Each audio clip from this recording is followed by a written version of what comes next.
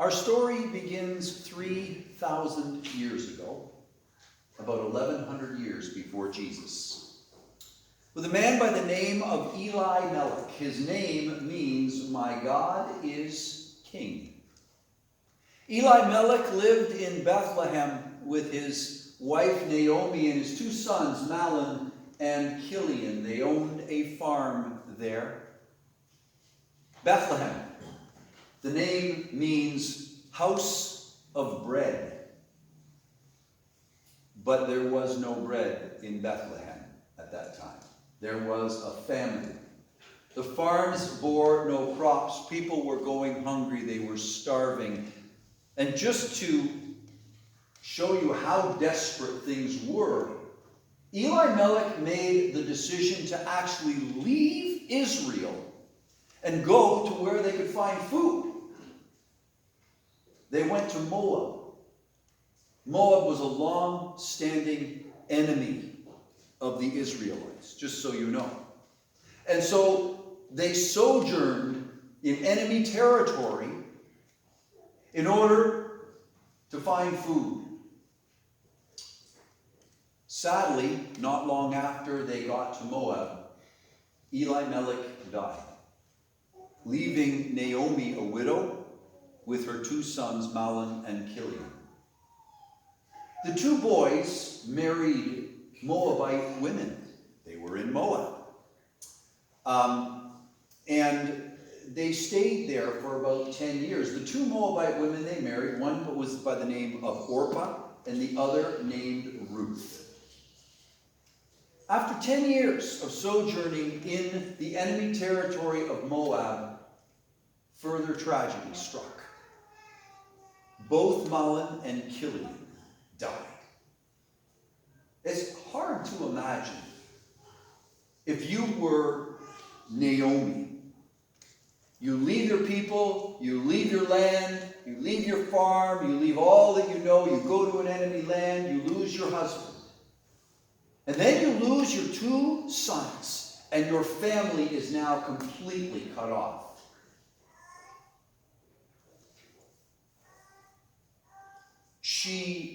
Naomi, urged her two daughter-in-laws, go back to your families.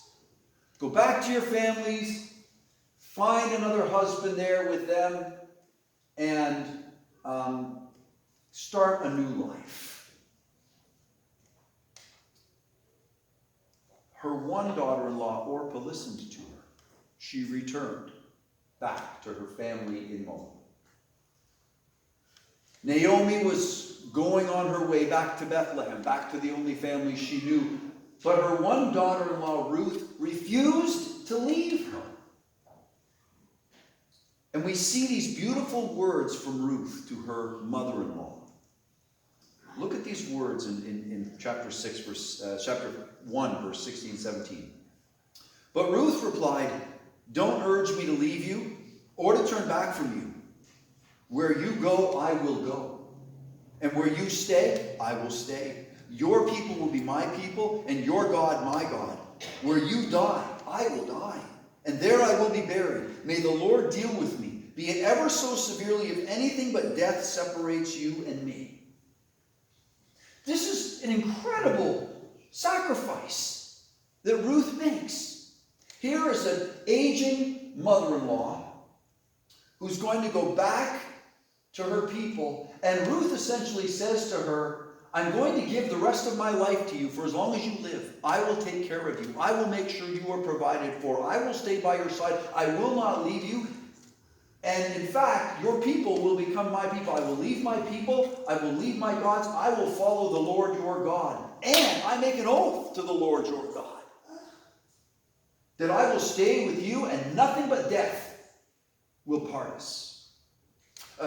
These words are sometimes actually read at wedding ceremonies. So absolutely devoted is Ruth. She is an incredible example of someone who leaves everything. I mean, she could easily go back, get a husband, and live her life. Instead, she puts all of that aside. And in love for God, and in love for Naomi, she commits the rest of her life to her. And so they return back to Bethlehem, where Ruth will be a foreign woman, an enemy woman. She will have no standing. She will have less rights than the lowest servant. Understand that in that culture at that time. Let's read about when they return back. First, Ruth chapter 1, verse 19 to 21. So the women went on until they came to Bethlehem.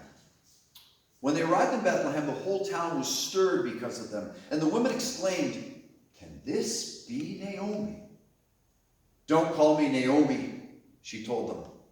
"Call me Mara, because the Almighty has made my life very bitter. I went away full, but the Lord has brought me back empty. Why call me Naomi? The Lord has afflicted me. The Almighty has brought misfortune upon me." Upon entering Bethlehem, such tragedy had she experienced that the women there barely recognized her. Can this be Naomi? And Naomi, whose name means gracious, turns to the women and says, "Don't call me Naomi anymore. Call me Mara." It means bitter. And let's not judge this poor woman. She's lost her husband. She's lost her 2 sons. You can't imagine what it's like to be a widow unless you're a widow. And you can't imagine what it's like to lose children unless you've lost children. She's lost all of her children. And so she says, "Don't call me gracious, because God's been anything but gracious to me. Call me bitter, because the Lord has afflicted me. The Lord has brought me back empty. The Lord has brought misfortune upon me, and I'm nothing but bitter." We can pause here for a second and say this, that when we go through trials, and when we go through tragedies, and when we go through losses, sometimes it brings us to question God. It brings us to question His goodness, and to question His graciousness, to even question if He's there. Right? To even question if He cares about us at all. Because when we go through tragedies, and here's a learning point, sometimes we become myopic. All we see is one thing, and the one thing that we see is what we've lost, and we see nothing else. And our entire life just simply focuses on the loss, focuses on the trial, and that's all we see. Today is Thanksgiving Sunday, and we ought to talk about one of the blessings of Thanksgiving. If you train yourself in giving thanks every day for all kinds of different things that God has given you, you can wake up every morning, even in tragedy, even in loss, even in sorrow, and say and see other things. But here, poor Naomi, and we're not judging her on this, she sees nothing. She sees nothing good can come of any of this. In fact, she says, "I've come back empty." What's interesting is there beside her is a quiet daughter-in-law who has made an oath to care for her for the rest of her life. She still has Ruth, even though she can't see it right now. She's got Ruth, and as we will see, God can bring about wonderful things that we can't yet see, even when we are in the midst of tragedy and sorrow. The only way that Ruth would be able to take care of her mother-in-law was to do what the Bible calls gleaning. Gleaning is a really, really hard, horrible job. You walk behind the harvesters that are harvesting the wheat or the barley, and you get down on your hands and knees in the dirt and you pick up the grains that fall, that they miss. And at the end of the day, after working all day in the hot sun, you might have a handful of grain. And you take that, you go home and you mill it up and you add some oil and you make yourself a piece of bread and you eat. And then you get up the next day and you do it again. It's called subsistence living. And that's what Ruth did. When they got to Bethlehem, she went out the next day and she started gleaning. She gleaned in a field that was owned actually by a relative of Elimelech. His name was Boaz. And Boaz came to visit the field as his harvesters were harvesting. And of course, Bethlehem being a small town, he immediately noticed that Moabite woman, right? Boaz was an older man. And he noticed this young Moabite woman out there, and he'd heard of her. He'd heard how noble and sacrificial she had been, staying with her mother-in-law and then going out and providing for her mother-in-law in gleaning, and he had a lot of respect for her. And he asked the workers, he said, how long has she been out there? And they said, all day. She just took one break, working hard. And so when it came time to eat, he called her over. And he began to talk to her. And he shared his meal with her.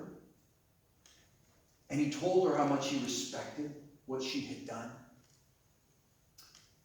He then told her, he said, listen, don't go gleaning in any other field. If you come here, I'll make sure you're protected. I'll make sure that no one touches you. None of the workers will touch you or harm you. And, I'll make sure that you are protected and you can glean here. He then did something wonderful. He went to the harvesters and he said, listen,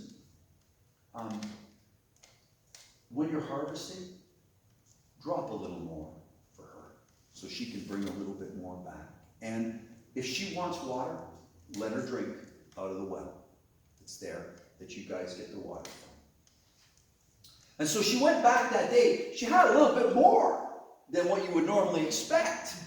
Because, of course, they had dropped some for her, and she had a leftover from what she was sharing with Elimelech. And this is what her mother-in-law's reaction was, chapter 2. Her mother-in-law asked her, where did you glean today? Where did you work? Blessed be the man who took notice of you. Then Ruth told her mother-in-law all about the one at whose place she had been working. The name of the man I work with today is Boaz, she said. The Lord bless him, Naomi said to her daughter-in-law. He has not stopped showing his kindness to the living and to the dead. She added, that man is our close relative. He is one of our kinsmen-redeemers. That term is not something we would understand right away, a kinsman-redeemer. We might begin to understand redeemer because we always hear that associated with Jesus, and you would be right to associate that with Jesus. A kinsman-redeemer. So in Israel, God owned all the land, and the families were parceled out land, and Elimelech had his land that he was given to farm. When he died, of course, Naomi and Ruth couldn't farm that land. They didn't have what it took to farm that land. But they could sell it to someone in the family near to them called a kinsman-redeemer. That person would buy the land, but it was a risk to them as well, because when they bought the land, when the year of Jubilee came back, they'd have to give it back to the family. They had a year of Jubilee every 7 years in Israel when all the debts were cleared and all the land that was sold was given back, because of course it was God's land. And so if you were a kinsman-redeemer, you would pay for the land to keep it in the family and to keep those family members alive. You can see how important that concept is. Now, tied to that concept of the kinsman-redeemer is what's called the Levirate law. The Levirate law is the law where if your family member, your brother, dies and leaves no children, leaves no offspring, you marry his widow, take her on, and raise up children for your family member that died. This was attached to the kinsman-redeemer law. Okay? And so what Naomi and Ruth, essentially what Naomi told Ruth was, listen, you're to keep going back to Boaz's field, and you're to keep working there. And so she did. And at the end of the barley harvest, Naomi said to Ruth, this is what I want you to do. I want you to go and I want you to do the customs wherein you are offering yourself to Boaz to be his wife. We do not hear an argument from Ruth to say, I'm not going to marry that old guy. We don't hear an argument at all. In fact, this woman, who is such a picture of Christ, who's left everything, who's sacrificing her life for her mother-in-law, this woman now just simply obeys her mother-in-law and does what she asks her to do. I'll read to you how she went about asking Boaz, essentially to take her on as his wife. It's in Ruth 3. When Boaz had finished eating and drinking and was in good spirits, he went over to lie down at the far end of the grain pile. Ruth approached quietly, uncovered his feet, and lay down. In the middle of the night, something startled the man, and he turned and discovered a woman lying at his feet. Who are you? He asked. I am your servant Ruth, she said. Now, here is essentially the proposal. Spread the corner of your garment over me, since you are a kinsman-redeemer. The Lord bless you, my daughter, he replied. This kindness is greater than that which you showed earlier. You have not run after the younger men, whether rich or poor. And now, my daughter, don't be afraid. I will do for you all you ask. All my fellow townsmen know that you are a woman of noble character. This is an amazing thing. Boaz, even though he is a man of standing, an older gentleman there in Israel, he does not think that he would ever, be able to ask this younger woman to be his wife. But here she comes to him and offers herself to him. She lives her life for God. She lives her life for others. And he is amazed. He's like, boy, the kindness that you just showed me in offering to marry me, an older man, is greater than the kindness that you have shown to Naomi and her family by staying with her for her entire life. And he accepts. And he's excited. And he goes and he makes sure he takes care of things right away. And Ruth becomes Boaz's wife. Listen to what happens. So Boaz took Ruth, and she became his wife. Then he went to her, and the Lord enabled her to conceive, and she gave birth to a son. The women said to Naomi, Praise be to the Lord, who this day has not left you without kinsman-redeemer. May he become famous throughout Israel. He will renew your life and sustain you in your old age. For your daughter-in-law, who loves you and who is better to you than 7 sons, has given him birth. Then Naomi took the child, laid him in her lap, and cared for him. The woman living there said, Naomi has a son, and they named him Obed. He was the father of Jesse, the father of David, King David, by the way. Naomi thought she had nothing, that the Lord had ceased to be gracious to her. She was bitter. But she had Ruth, who humbly gave her life to her mother-in-law. And she had a kinsman-redeemer, just like you. Just like you. You see, Ruth is a beautiful picture of us. This foreigner, this woman with no rights, not of the people. And God uses her to resurrect Naomi's family from the dead. Uses her and Boaz to take a family that is dead. The line is done. And all of a sudden now it's been resurrected. And it has life and it has hope, because Naomi now has a child to carry on the name of her family. Jesus is our kinsman-redeemer.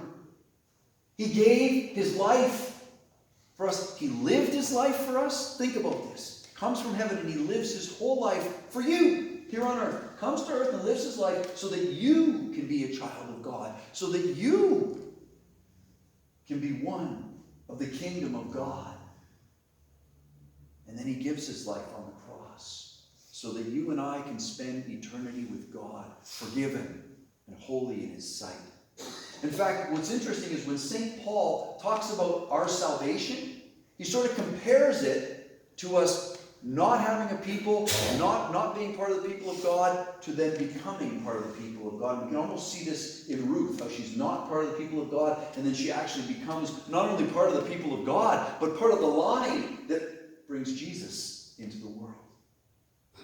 Let's read this. Ephesians 2. Remember that at that time you were separate from Christ, excluded from citizenship in Israel, and foreigners to the covenants of the promise, without hope and without God in the world. But now in Christ Jesus, you who were once far away have been brought near through the blood of Christ. Consequently, the next verse, you are no longer foreigners and aliens, but fellow citizens with God's people and members of God's household. When you think you have nothing, whenever you get to that point and you think, I have nothing, I have no hope, look to Jesus, your kinsman-redeemer, and know that you have everything. And know this, that there is nothing that you have lost in this world that he cannot restore to you. And there is nothing that you have lost in this world that he cannot resurrect and place back in your arms. When you have Jesus, your kinsman-redeemer, you have everything. But most of all, as you walk through this world in this vale of tears, in this time of difficulty, remember this: you always have hope. In Jesus' name, amen. Amen.